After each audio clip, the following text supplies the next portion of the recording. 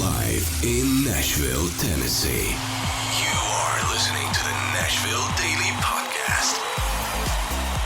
Nashville's #1 daily podcast.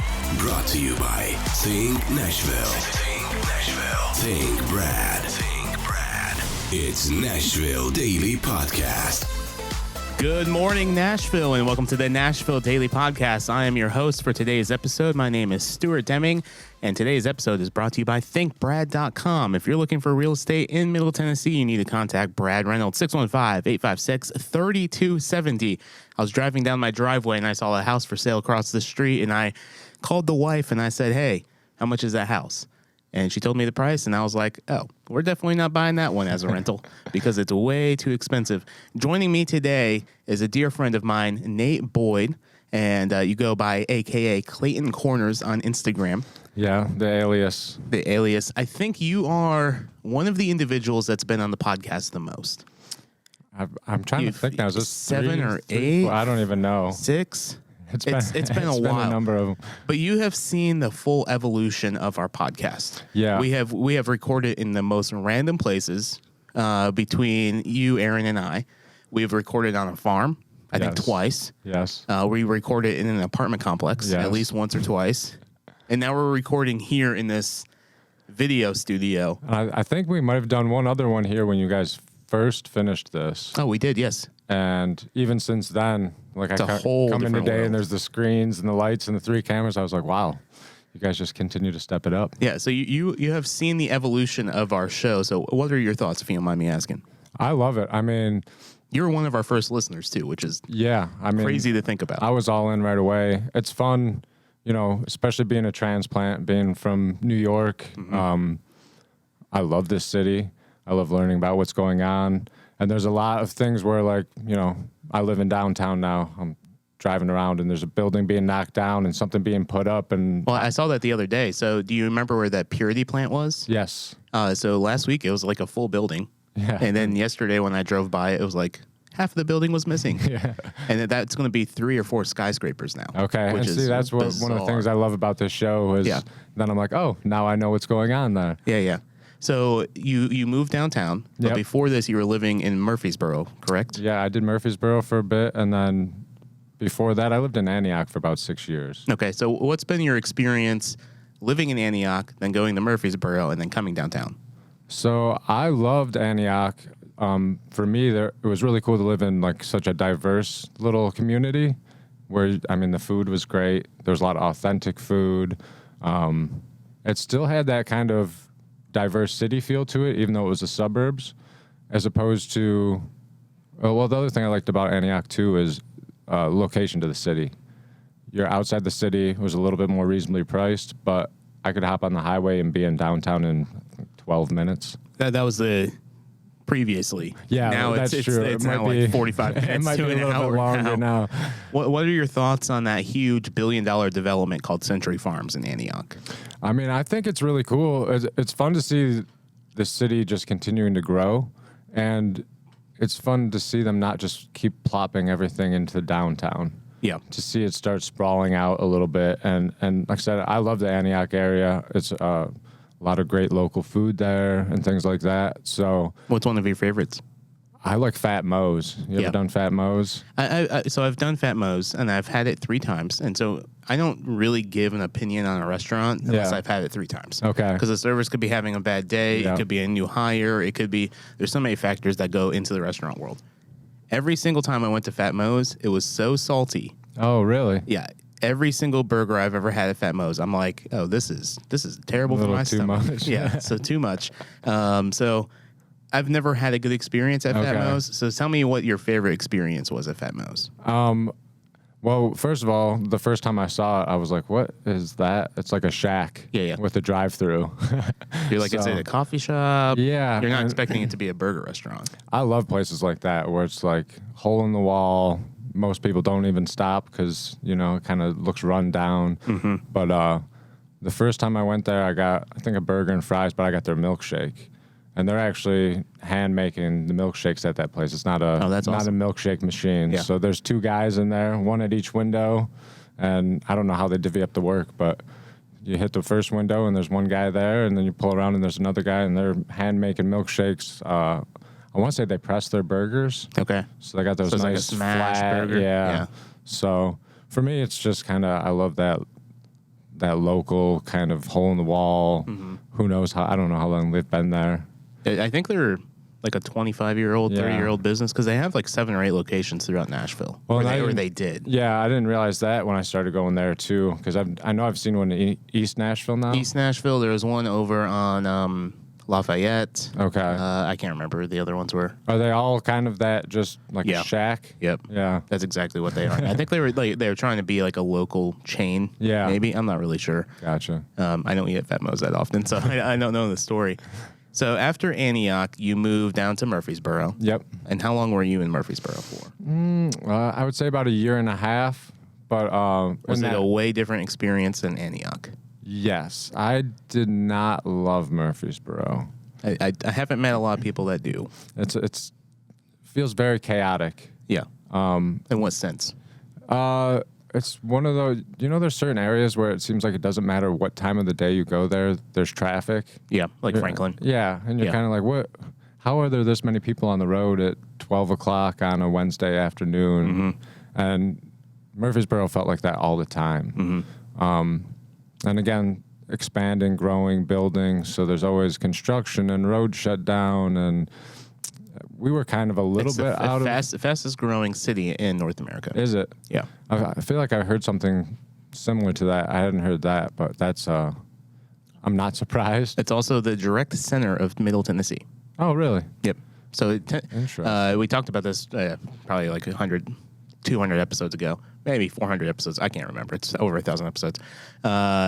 Murfreesboro was the capital of the state of Tennessee. Okay, yes, I did hear Twice. that. I love... Your history ones are my favorite. Yeah. Out of all of your podcasts, I love the history stuff. Yeah, we're hoping to bring in a lot more historians, and we're going to get deep into the history. We have a huge product release coming out soon, and you're going to be really excited about it, Nate. So you moved from Murfreesboro, and then you came into downtown Nashville. Yep. What was your favorite part of that transition? I love the energy of the city. That's really how I got started with the photography and everything. Is especially at night, I just love the energy of the city. So for me, going from Murfreesboro, again, if I was coming to the city, it was a 45-minute drive at least. There's not much nightlife down there. There is, but it doesn't feel local. So getting back into the city, I like just being able to walk around. If I want to go get a coffee in the morning, if I want to go walk over to Oscar's, it's right there. And then the photography, to be able to just roll out of bed in the morning and see there's a foggy morning, and I'm like, oh, I'm going to shoot right now. Yeah, there's fog. I don't have to drive anywhere. I don't have to find parking. That's the biggest headache is finding parking. Especially affordable now. Parking. And now with the new parking setup, if I wasn't living in downtown, I don't know how much street photography I would do anymore. Yeah, because they've gotten rid of free street parking starting February 1st, especially in the downtown core. It's still like $3 an hour. Maybe $2.25 an hour. Okay. But they still haven't, all of the street like payment things haven't been converted to credit cards yet. Gotcha. They're still coin based. If you have a pocket full of quarters with you. Yeah, you have to have a pocket full of quarters on most places now. And I know they're going to be fixing all of that here soon. But then parking at some of the lots now, you're like, wow, it's $30 an hour. This is outrageous. It's absurd. Still the cheapest one in town is the Nashville Public Library. That's where I tell everybody. That or the Music City Center. Music City Center is like $12 on. You can get $12 for 12 hours on certain days. Did not know that. It's fantastic. So the Nashville Public Library, on average, I think the most that you would pay for a full day is $20. Okay. On Saturdays and Sundays, it's still priced at $10 a spot, which is fantastic. You could just leave your car there all day Saturday. Yeah. Just have fun and leave it there Sunday. You pay $20 for 2 days. Like you can't beat those prices. The issue with parking in downtown is the city of Nashville Metro Council got rid of parking requirements for new developments. Okay. So that happened back in like November or so. And now all of these new developments are going to come into Nashville. They're not required to have any type of parking. Oh, wow. So it's going to cause a huge headache. And we're not really thinking about the future of, and I understand they want to make downtown more walkable, but they need more shuttle services or some type of better transportation besides WeGo that goes into downtown to bring people in from the outskirts of Nashville. Yeah, and that's, to me, if you're going to switch over, if you're going to force paid parking everywhere, where's the public transportation? Yes. Like, you need that. Yep. That's the element that's missing. I know, I've been to Chicago. I park my car for 3 days and not touch it, but Yep. you can walk. You can hop on the L train. There's all kinds of options for getting around where you're not moving your car out of a lot, moving into another lot. Yeah, for Nashville, I feel like that public transportation's lacking, especially if you're going to be charging parking 24 hours a day, every day of the week. Oh, yeah. And I remember I parked downtown Nashville on 2nd Avenue during CMA Fest like 3 years ago, or 4 years ago. 3 years ago, it didn't happen. In 2019. For 3 hours of parking, I paid $75. Oh, my goodness. And I was like, this is absurd. Like, this is so ridiculous. So, Nate, you initially moved here to pursue a music career. Yes. So tell me about that, and then tell me how you got into the world of photography. Okay. So, I moved here with one of my best friends. We've been playing music together for about... And it's about your 10-year anniversary, right? Almost? Yes, I think this is 8 years. I moved here when I was 30, and I'll be 38 this year. Okay. So this will be 8 years. Coming right up on it here. We had a band back home. We had signed a little independent label, so we were doing that for a few years. And about the time we were getting out of our contract with that, our drummer decided he was going to pursue his actual career. He was in finance. So it was back to just me and my songwriting partner, who also was a singer and guitar player. And we decided it was time to make a move, do something different, fresh start. And we really bounced back and forth between Austin and Nashville. Were you still signed at this point? At this point, we're kind of at the tail end of getting out of it. Okay. So, and we kind of thought, well, if we're getting out of this, we're losing our drummer. We kind of had a sound we developed based on the three of us in the first place. It was a 3-piece. I come from more of a rock background. Our singer-guitar player came from a jazz background, and our drummer came from a metal background. Oh, that's awesome. So it was that's a really blend. interesting meld of stuff. And we were playing kind of groove pop jam music. Okay. So it was really interesting to hear the three of us come together. And when he left, we just couldn't find anybody that fit that. Mm-hmm. So we wanted to start a new band, a new project all together, because we really didn't want to try and force something that wasn't there anymore. So say it was kind of Nashville or Austin. New York City's a little too busy. Yep. LA's a little too busy. Uh-huh. So, and it's very cutthroat. Yes. And that was one of the things we loved. So we visited here, and the first, we were here for like 3 days. The first night we went out and caught a show. We ended up meeting the band that we saw play. They invited us to hang out, go to the bar. So we ended up just like immediately falling into this like little community of musicians, and we were just here visiting. We didn't know anybody. Mm-hmm.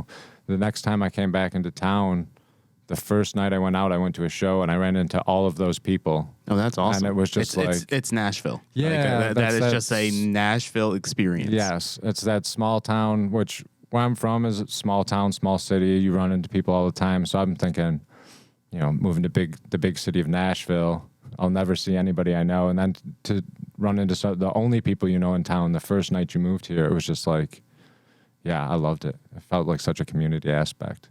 So we did the music thing for a few years, and it kind of reached a point where I was getting into photography. I'd started just shooting on my iPhone to begin with. That's how we all started. Yeah, and I think I started doing that a little bit while I was still living in New York. But then moving down here and having this new city, and I think the one I remember is like my first cool iPhone picture. I caught the General Jackson coming down the river, mm-hmm. sunset, Batman building in the background, mm-hmm. and I got a lot of people starting to comment, asking about my photography, and I'm like, I just take pictures on my phone. My parents really started pushing me towards like, you should get a camera and really try and pursue this. You have a good eye for it. And with the music, I didn't feel like I had time to jump into another hobby. I got home a couple days before Christmas one year, and there was a box on the porch, and I took it in and opened it. It was from my parents, and it was Nikon D5500, a couple of kit lenses, and that was kind of how it began. I got that. Of course, take iPhone pictures. There's a skill to iPhone pictures, but you're not messing with a lot of settings. Yeah, you're not going manual. You're not doing white balance. Like there's so many things you're not doing. So I was very overly confident getting my camera. Yeah. And you're humbled very fast. Yes, very quickly. So just shooting around the house, I was like, I'm never going to figure this out. But I thought, let's go do something fun. I think I'd had the camera for 2 days. So it was around Christmas. I was in town by myself. So I went out to Fall Creek Falls. Yeah. And before I went, I just went on the internet and I Googled like... waterfall photography. Yeah, and settings. And of course, people throw settings up there, but I didn't realize, in my noviceness that, that there's so many factors in that. So I just write down these settings and I go down to the waterfall and just throw those settings on my camera and think I'm going to get these wispy, beautiful waterfalls. And then you realize you need to buy a tripod. Needed to buy a tripod, needed ND filters. There was so much. I just had all these blown out waterfall pictures. I got a couple that were okay, but I think by the second half of that day hiking around, the camera was in the backpack and I was back on my iPhone. And I really didn't touch it for a while after that. And I had a friend come into town, and he's a photographer. And he was like, "Didn't you get a camera?" And I said, "Yeah." He said, "Well, let's get the cameras out and go do some night photography." So whole different world than waterfall photography. And it just like opened my mind. Yeah. And especially, simple things like the exposure bar on the camera. When I first took it out, I had it for 2 days. I didn't read the full manual. I knew how to flip some dials and things like that, focus the camera, but really like showing me how to like preserve highlights in night photography and what you can do with long exposure night photography and things like that. I say it just opened my mind up really. It just creatively, I was like all in. Yeah. That night was just like this. I love this. Yeah. So as that progressed and the music started slowing down, I just kind of reached a point where I was passing up on some photography opportunities. Maybe somebody would say, "Hey, can I have a shoot Wednesday night?" And I'd say, I have band practice Wednesday night. We got a show coming up Saturday. I can't skip rehearsal. And that's the only night they were available. So then I lose the shoot. And I reached a point where I didn't want to pass on that anymore. So I backed out of the music stuff and have kind of been going into photography since. Do you feel that was the right transition for you? Yes, I can assure you it was, because as much as I still love music, I have sold all of my equipment except for an acoustic guitar, and I don't pick up any of it anymore. If I'm going to do something creative, I pick up my camera. Yeah. So, yeah, it definitely was the move. And I was burnt out on the music. I started playing my first band when I was 15. Yeah, and you were signed, and you experienced. How often were you on the road with music? We didn't do a lot of like long-term touring. Okay. Especially, I say our drummer in New York. That was probably when we were having our greatest success. But he had a serious job. He worked for a financial institution, so it was kind of weekend warrior stuff. Hey, this weekend we're gonna go down to, New York City and Binghamton. Yep. This weekend we're gonna do my hood. Binghamton's Buffalo. my hood. Yeah. Yeah. So all those areas. So we might go play Syracuse, might go out towards Albany or something. But it wasn't really. We didn't have the availability to just take off and hit the road. Yeah. We were also 25 at the time. Our drummer owned a house. We had car payments. Yep. We had to pay the bills. Yep. So that's one thing. I look at people in Nashville, these musicians, I don't know how they make it. How are you paying the bills? Yeah. But they've all got their little side hustles. Especially because the bills are so high in this city. So one thing I wanted to talk to you about, Nate, is for a few years here in Nashville, the photography community was remarkable. Yes. We used to host these things called Explore Meets, and we would just bring in all of these photographers from around the country that would show up to these things. I remember there was one time, I think in 2019, we did an Explore Meet, and there was 65 people that showed up to this thing. Yeah, I believe you were teaching it that evening. It might have been. It was street photography. Okay. It was one of them. There was 2 or 3 of them. We had like 45 photographers show up, and then I remember.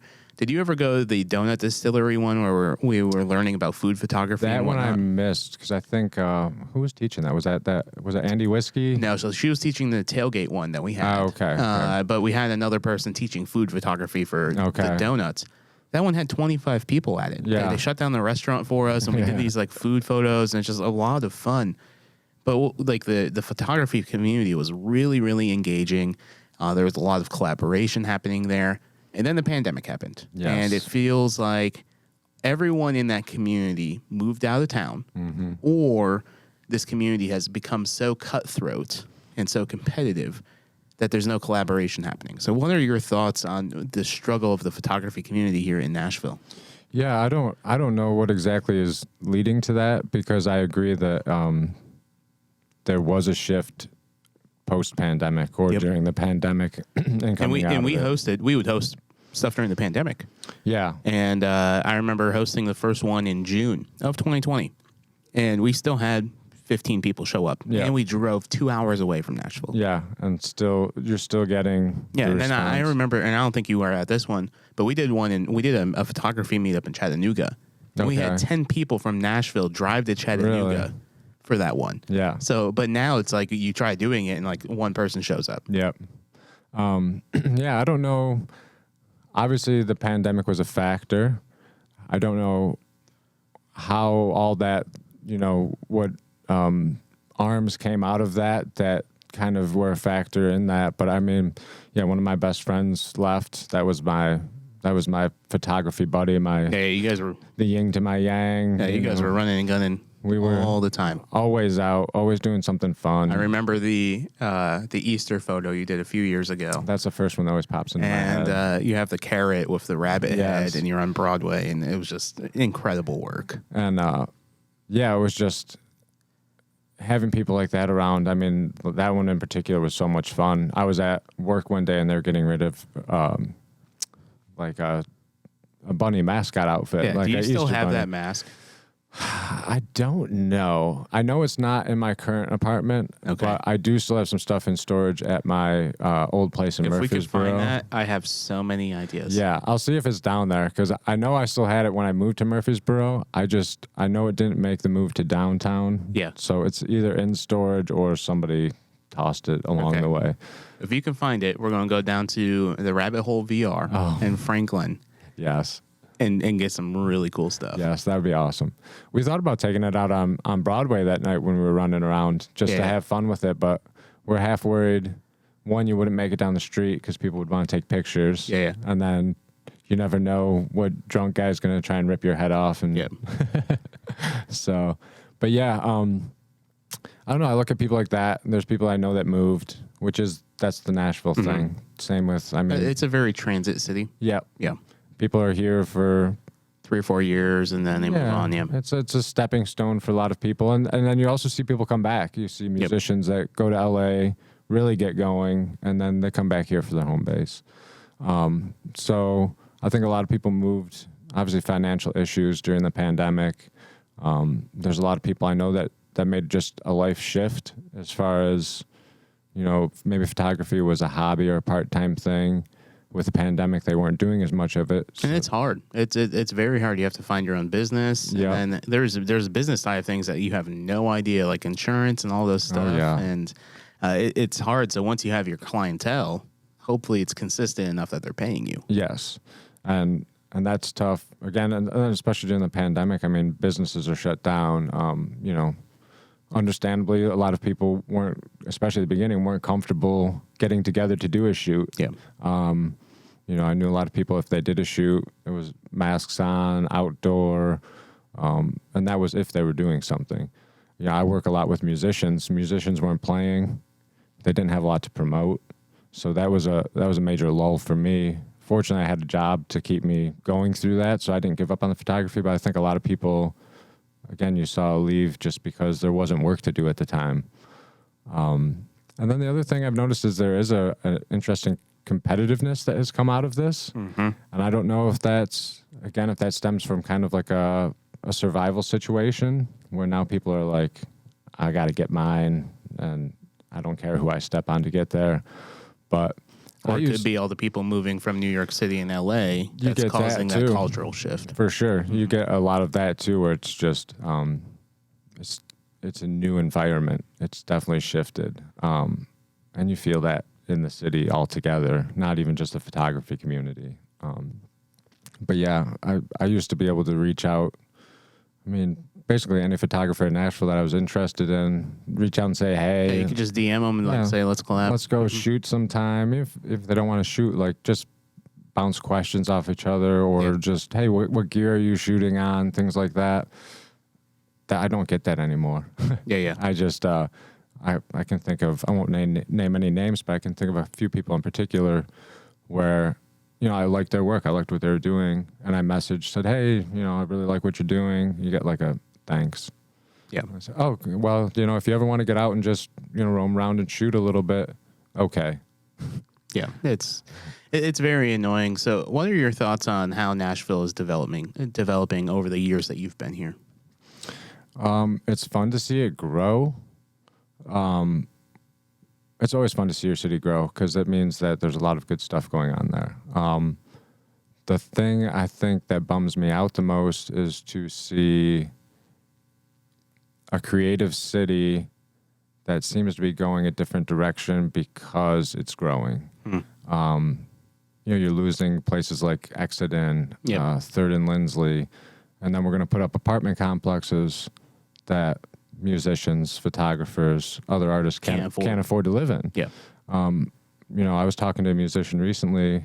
He was living in the Midtown area, and when he moved in, could easily afford his place. 2 years later, he was having to sell certain musical assets to afford his rent. Wow. This is a guy that's a phenomenal musician. He's in the scene. He's trying to support the scene. Like everything you'd want in Music City. And he's being driven out of the city. Yeah. And that's the hard thing for me because I love to see it grow. I love the new restaurants, the great food. I love the new experiences you can have. It'll be fun. There's rumors of a baseball team coming. I love baseball. I'd love to have a baseball team in town. So that stuff's all really fun. But it also, from a creative perspective, it hurts sometimes to see the creative stuff being kind of pushed to the side for a money grab. Yeah, being a creative, do you feel like there's a resolution to this? I know there's certain people in city council that are trying to fight it. Jeff Syracuse is a great example of that. He's really the only example of that in council. But when big corporations come in and they say, hey, we're going to buy this quarter of an acre lot in downtown Nashville for $35 million and there's nothing you can do about it, is there a resolution to fix this? I don't know if there is or not. I feel like there could be resolutions, but I feel like that's most problems in America, in the world. I mean, there's always a resolution. And it comes down to money most of the time. A lot of times it comes down to money or unity, and that's one thing that we don't have anywhere right now. There's no unity with anybody. If you look back through history at the great successes of say a revolution or things, it's things like boycotting. If you don't like something, don't support it. Yep. So, but it's hard to get people on that page. People get the FOMO. They don't want to miss out on something. It's no matter what, people are going to participate in whatever's going on. So to the idea of the parking, what if everybody just stopped street parking in Nashville? Yeah. And then the city loses that cash cow. No revenue at all. Everybody parks at private parking, support private businesses in some way. That's one way to say, hey, we don't agree with this. We want to be able to go into our city and enjoy it on the nights and the weekends and the Sundays for free. Yep. But somebody's going to park on the street. Oh, yeah. And it's going to be still their cash cow. Yes. And that's why they're putting the credit card machines on it so they can increase their cash. Yeah. And so, I don't know. I think those are the ways to solve problems like that. But how do you organize 200,000 that? people? Yeah. On estimate, I don't know how many people park a day. Yeah, I don't know there's not even that many parking spots. There's maybe 4,000 throughout the city. Yeah. So, and again, how do you get everybody on board? There's always going to be somebody that's like, well, I got to play at this show a block away, and I'm going to park a block away because I got to carry all my equipment down there. Yep. So I get that too, but I think until there's some sort of unity of the people without the money, you don't get the changes that you want. You just kind of go. Which will probably never happen. You kind of complain about it for a little bit, and then you get used to it. Yep. And like that's the new. And you pay the piper. Yep, that's how it is now. But I say that can be just worldwide. You can look at that. I mean, things people complain about with U.S. politics. It's like, you don't like the presidential candidates? What if we all just didn't vote? Yeah. What if nobody showed up to vote? What would they do? I mean, the machine would be. That would be a strong message as far as like we don't approve of what's going on. Yep. But that's not going to happen. Yeah. How would you ever do that? And so it's like, I don't know how you make those changes. I mean, I'd love to see Nashville stay a creative music city, but I think you can see just looking over the years, this is what happens. You get these scenes that get so big, they get so out of control, they turn into an LA or New York City. And then the musicians that can't afford it move on and it starts somewhere else. Yeah. Austin is a perfect example. You know, always had some musical history, but for whatever reason, about 10, 15 years ago, it really took off again. Yeah, and everyone started leaving. Yeah. And they came here. Yeah. Yeah. So, I mean, you get those. I remember Asheville blew up at one point for a lot of even like big time musicians were moving there. Like Derek Trucks had moved there and like, and where the artists go, the money's going to follow eventually. That's just what happens. The artists go there because they can afford it, and then the city grows, and then the money comes in, and then the artists leave, and they go do it somewhere else. Yep. So, I mean, I hate to see the artists leave the city, but I get it, and they're going to go and thrive somewhere else. They'll find somewhere else to thrive. Yeah, I think Tennessee is situated to be really successful because we have been. But I think if these small towns can really experience some like really good renovations that have affordability for musicians, I don't see it's a problem for musicians to drive 20 to 30 minutes into Nashville to work and then to go back to their towns. Yeah, it's not. I say Antioch. I loved Antioch, and I had a 2,600 square foot house that is cheaper than my current 700 square foot apartment, and it was a 15-minute drive. So the affordability was there. We had the space. We didn't have to rent rehearsal spaces. You know, we had our own space that we could play music. We could record. Yep.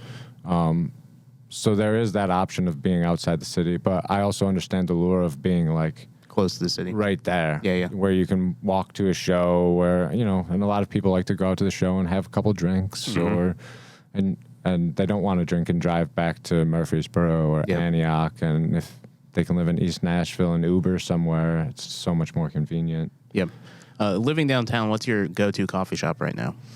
So I know there's one right near your place, but yeah, I don't do a ton of coffee. I'll do tea. Okay. I meet at coffee shops with people a lot, so I'll do some tea, or I love pastries and things like that. My girlfriend is a coffee connoisseur, so but for me, and I'm sure it's the place you're thinking of, I love Intermezzo, Cafe Intermezzo, which is basically in the lobby of my building, and the hot chocolate down there. Oh my gosh, it's life changing. I mean, I could not go anywhere else. I could just walk down there and grab a hot chocolate. I would.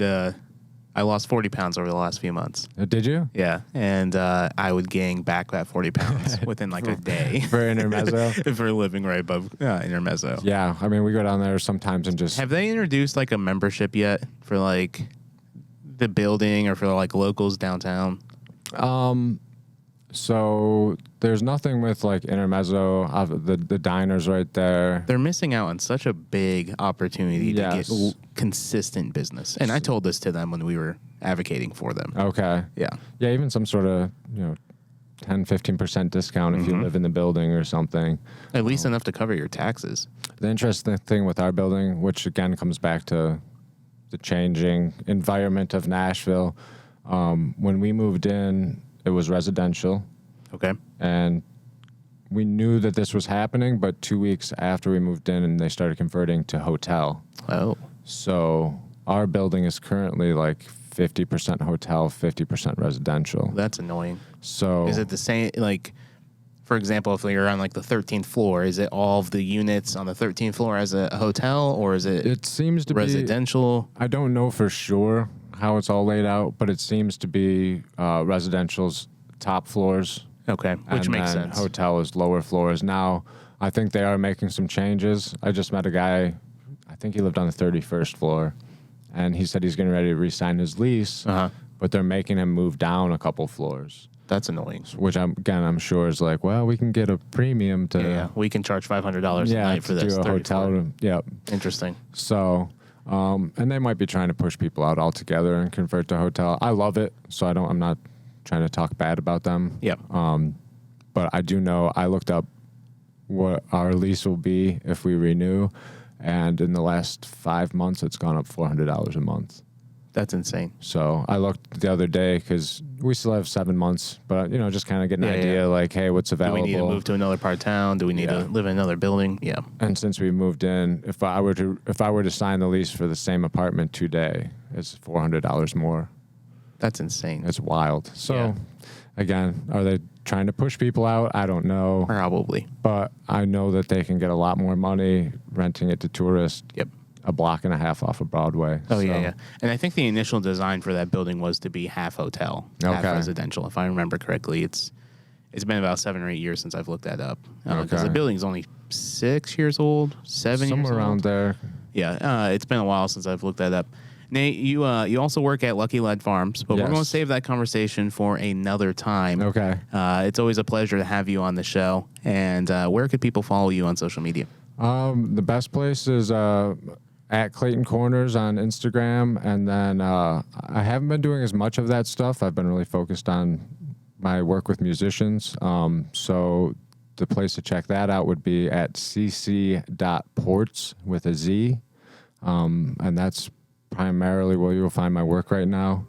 I also haven't been doing a ton of the social media stuff, but it's a struggle, man. Yeah, I'm trying to get back on it. So that's where you can find me. We're giving you so much client work right now. It's time to post our social media stuff. I love it. Yeah, so head to NashvilleDailyPodcast.com if you want to learn more about Nashville. Also subscribe to our YouTube channels, Explore.Nash, Explore Tennessee, and we have big news coming soon.